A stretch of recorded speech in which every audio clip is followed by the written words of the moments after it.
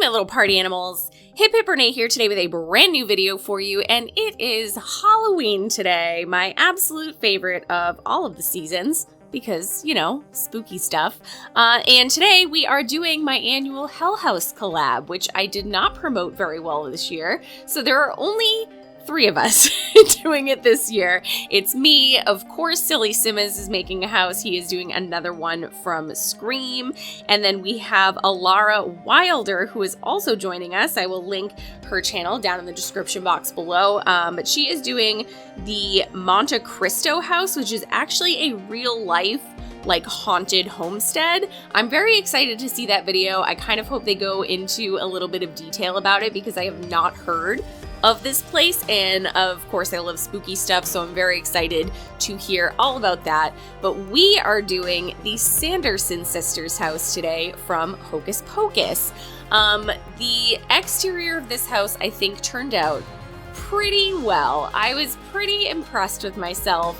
I have been really struggling with even wanting to build lately, so I kind of had to push myself into doing this just a little bit, but I was pretty excited to do it because obviously the new Hocus Pocus movie came out. I really enjoyed it. I know there's a couple people out there that didn't really enjoy it, but I thought it was really fun. It was really campy. It very much lived up to the first one for me. Of course, the first one is way better, but it will always just, to me, be a perfect movie because I've just loved it for so long, for most of my life at this point.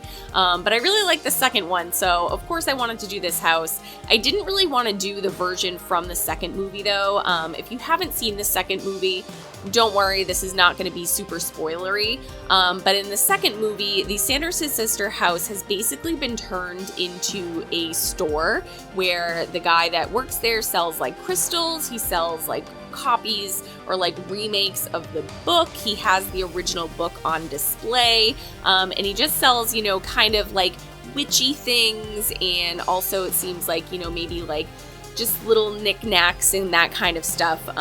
But it's like basically in the middle of downtown Salem in the new movie, which just, I don't know, it seems really weird to me because the original movie didn't take place that long ago. I mean, it was the 90s, so I feel like, I don't know, just between the 90s and now, like, why would you have built up a full downtown area around this house when you probably already had a downtown area? Because it's not like there wasn't a downtown, and then I don't know why they chose to do that. I think it was a little weird addition, but anyway, I decided I wanted to do kind of more of the original Sanderson Sister house. So this is definitely more tucked into the woods. I had a lot of leeway as far as I was concerned with this because you don't super see the outside of the house with the exception of like the actual house itself too much in the movie. So I decided to stick it on this lot because I didn't want to do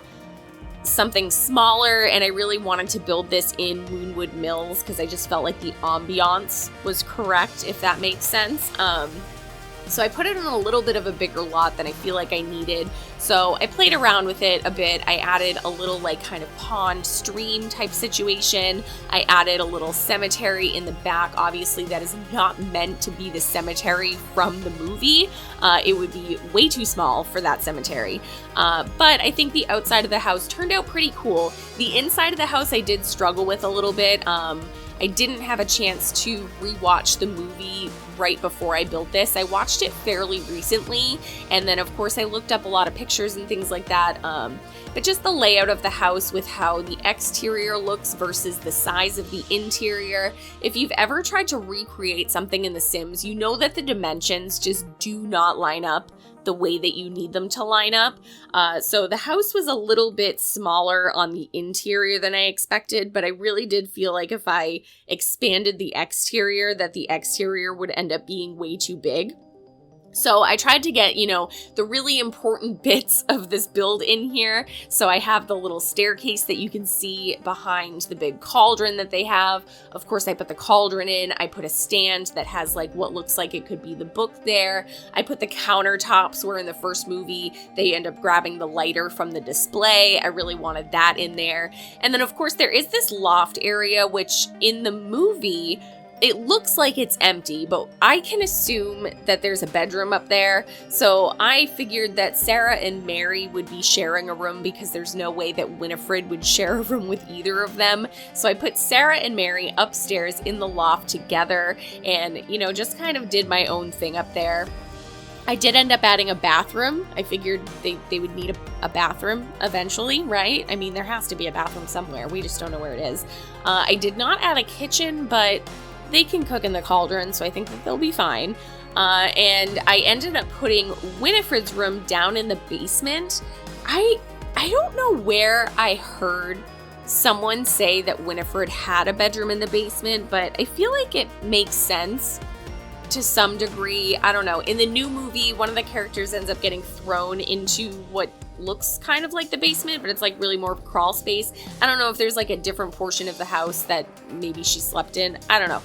I put her in the basement. That's where Winifred sleeps. It's a very nice, big, beautiful room. She has it all to herself. I mean, the floors and the wall are dirt, but it's no big deal. Anyway, I think this turned out really cool. I cannot wait to see what SillySimmuz does this year. He is doing another house from Scream, as far as I know, and I think he's doing Sidney Prescott's house. I don't remember. I don't recall exactly which house he said he was going to do, but every year he does a different build from Scream, and they've all been incredible so far. And again, I'm really looking forward to ElaaraWylder doing that Monte Cristo haunted house. That's going to be really cool to learn about.